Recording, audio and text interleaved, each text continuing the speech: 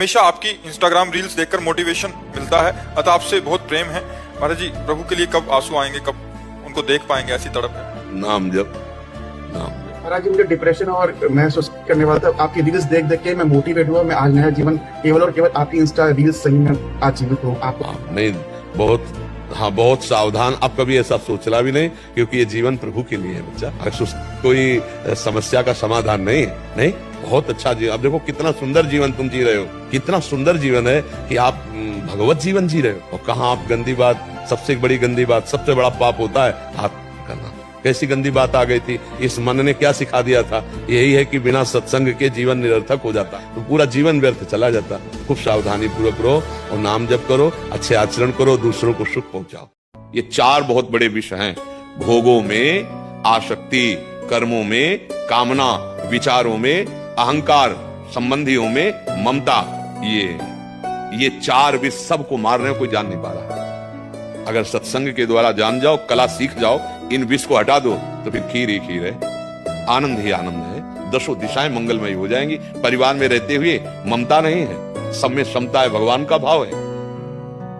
विषय सेवन हो रहा है धर्म पूर्वक, लेकिन उसकी आसक्ति नहीं है। कितनी बढ़िया ऊंची स्थिति है। विचार है पर अहंकार नहीं है, कितनी बढ़िया। कर्म है पर कामना नहीं है। इसी को तो जीवन मुक्त महापुरुष कहते हैं। भगवान का एक कमजोरी है, वो भरोसा नहीं तोड़ते कभी। भगवान भरोसा नहीं, पक्का। ये पूरे जीवन का अनुभव की बात बता रहे हैं। भगवान कभी भरोसा नहीं तोड़ते। भरोसे पे हो जाओ कि प्रभु अब आपका भरोसा है, हमारे साधन भी आप हो, हमारे साध्य भी आप हो। प्रतिकूलता का क्या विषय है आपकी पत्नी के साथ? जैसे कि छोटी छोटी बात पे राजी ना होना। देखो, बड़े आप हो, आपने ऐसे पाणिग्रहण संस्कार जो होता है ना, तो पत्नी का ऊपर होता, पति का नीचे होता है। अर्थात मैं तुम्हारा भार स्वीकार करता हूँ, तो तुम्हारे घर आई, तुम उसके घर नहीं गए, समझ रहे ना? तुम लाए हो उसको अपने घर, तो अब उसकी बात पर हो। ऐसी कोई बात जो धर्म विहीन हो, उसे प्यार से समझाओ। अभी नहीं समझ पा रही, थोड़ी देर बाद फिर समझा दो, फिर समझा दो। नहीं समझ रही तो कल समझ जाएगी, परसों समझ जाएगी। प्यार में बहुत दम है। हम इतना आपसे कहेंगे, आप गलत ना हो और आपका प्यार सच्चा हो, तो एक दिन पत्नी अधीन हो जाएगी, क्योंकि उसके दिल है, उसके हृदय है। अब बहुत ही कोई बेविचारणी हो तो बात हम अलग कहते हैं, नहीं तो ऐसा नहीं है। छोटी छोटी बातों में हमको झुकना पड़ेगा, क्योंकि हम उसको लाए हैं, हमने पाणी ग्रहण किया है। पति शब्द हमारे लिए है, तो आपको फिर अनुकूलता देनी पड़ेगी। महाराज जी, बॉर्डर पर आए दिन हमारे सैनिक दुश्मनों का सामना करते हैं देश की सुरक्षित करने के लिए। ऐसे में आए दिन हमारे कई जवान शहीद हो रहे हैं। क्या शहीद हुए जवान अपनी आयु पूरी होने पर शरीर छोड़ते हैं, या फिर ये अकाल मृत्यु है? नहीं, ये अकाल मृत्यु नहीं, ये जीवन की आहुति है। रण यज्ञ में जीवन की आहुति। इनको बिना किसी अन्य सपोर्ट के वो सुख मिलेगा जो बड़े बड़े देवताओं को प्राप्त होता है। भगवान के वचन, युद्ध कर, जीतेगा तो भूमि का राज मिलेगा, अगर मरेगा तो स्वर्ग का राज। ये कोई साधारण पुरुष नहीं है जो राष्ट्र सेवा के लिए इस रणभूमि में, रण यज्ञ में अपने प्राणों की आहुति देते हैं। ये हमारे पूरे भारत और विश्व के लिए सम्माननीय। इनका यह अकाल मृत्यु नहीं है, नहीं नहीं नहीं, ये प्राणों की आहुति है अपने देश रक्षा की। इनको प्रणाम करते हैं, मन से प्रणाम करते हैं। भगवान जब जिताते हैं ना, तो उनका खेल ही अलग रहता है। इसलिए आप भगवान का भरोसा रखो। भगवान के भरोसे से आज तक किसी का अहित नहीं हुआ, इतिहास साक्षी है। अगर हम किसी से पलट कर थैंक यू सुनना चाहेंगे, तो हमको दुखी होना पड़ेगा। बहुत कड़ुआ व्यवहार है। आप प्राण समर्पित कर दो, वही आदमी अवसर पर आपके प्राण लेने के लिए तैयार हो जाएगा। एक बोलो कि ये मिल जाए तो मैं बिल्कुल निश्चिंत हो जाऊंगा और आज से कोई कामना नहीं करूंगा।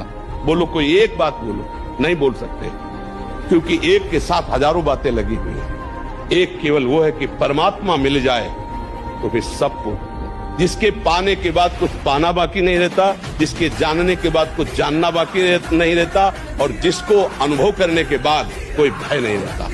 अच्छा, कब जाना कुछ पता नहीं, किसी भी समय ट्रांसफर हो सकता है इस शरीर से।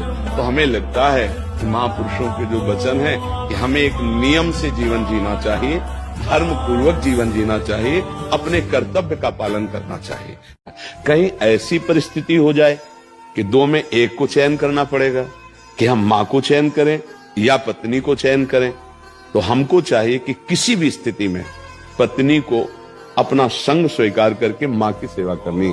त्याग दोनों का नहीं किया जा सकता। अगर पति पत्नी मां का त्याग कर देते तो हमारा धर्म नष्ट हो गया। अगर माता पिता का त्याग करके पत्नी का अनुराग पूर्वक हम सेवन करते चल दिए तो हमारा कर्तव्य नष्ट हो गया। अगर हम पत्नी को त्याग करके माता पिता का पक्ष लेके उसके हमारा कर्तव्य नष्ट हो गया। अगर पत्नी को माँ ने हमारी गाली दिया, हम पत्नी को दुलार करके समझा लेंगे, देखो हम तुम एक हैं, वो मेरी माँ है, यार क्षमा करो। माँ को पत्नी ने गाली दिया, ये नहीं, वो पूज्य है, तुम्हें ऐसे, अगर ऐसे शब्द, तो हमारा मन बर्दाश्त नहीं करेगा, क्योंकि वो पूज्य है। पत्नी हमारा अंग है, माँ और पिता हमारे पूज्य हैं। अच्छा, बुढ़ापे में बुद्धि का फर्क हो जाता है, हमको उनकी बातें नहीं ध्यान देनी।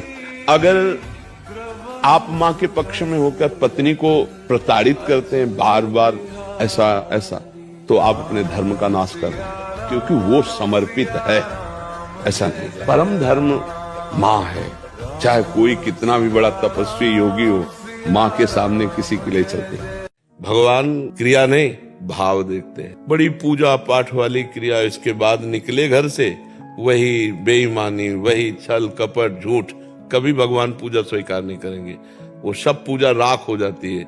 जैसे राख में हवन किया जाए तो व्यर्थ हो जाता है ना, ऐसे पूजा व्यर्थ। ईमान से चलो, धर्म से चलो, भगवान का नाम जप करो। कभी आरती पूजा न करो तो भगवान मान रहे हैं, तुम्हारी आरती हो रही, तुम्हारी पूजा हो रही। धर्म से चल रहे हो ना, नाम जप कर रहे हो, भगवान की आज्ञा का पालन कर रहे हो, आप भगवान के दास हो। 2 घंटे 2.5 घंटे खूब पूजा का विस्तार, खूब फल फूल लगाए, और बेईमानी, दूसरे की संपत्ति हड़पना, ऐसा, तो वो पूजा बिल्कुल कोई सी काम में नहीं आएगी। वो पूजा ऐसे समझो जैसे राख में किया हुआ हवन। भगवान कपिल देव जी कहते हैं, खूब भगवान से अपनापन करके धर्म पूर्वक चले और नाम जप करे, इसी से भगवत प्राप्ति हो जाती है, इसी से भगवत प्राप्ति हो जाती है।